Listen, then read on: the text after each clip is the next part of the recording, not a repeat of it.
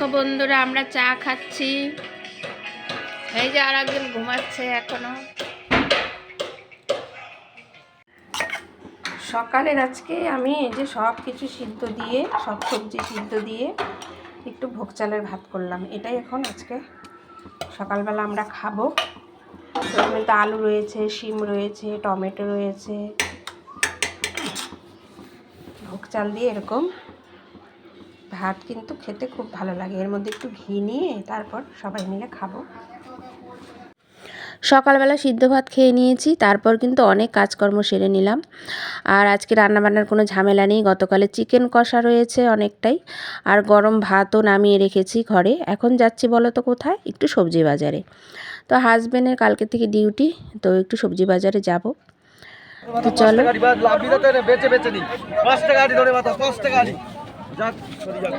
ঠিক আছে, 5 টাকা।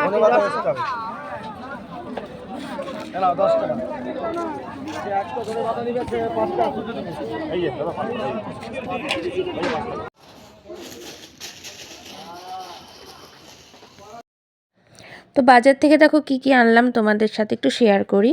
ফল ছিল না ঘরে, তো কলা নিয়ে এসেছি, আর কমলাও নিয়ে এসেছি, সেটা এই যে বাজারের ব্যাগে। আর এই যে সাদা বেগুন নিয়ে এসেছি, কালো বেগুনও নিয়ে এসেছি।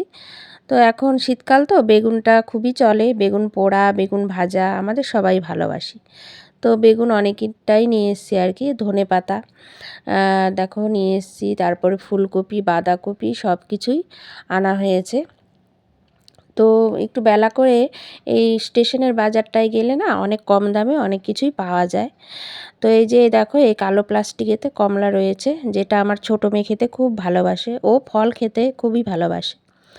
তো বাজারগুলো এখন সব গুছিয়ে রাখবো। আর এদিকে বিট, গাজর রয়েছে, কাঁচা টমেটো নিয়ে এসেছি, কড়াইশুঁটি নিয়ে এসেছি। তো শীতকালের সবজি দেখলেই কিনতে ইচ্ছে করে, আর দেখতেও কিন্তু ভালো লাগে, তাই না? তো চলো, আজকের ব্লগটা তোমাদের কেমন লাগলো একটু কমেন্ট করে জানিও, আর বাজারগুলো কেমন হয়েছে সেটাও কিন্তু কমেন্ট করে জানাবে। তো পরবর্তী ভিডিও নিয়ে আবার আসছি। টাটা সবাইকে।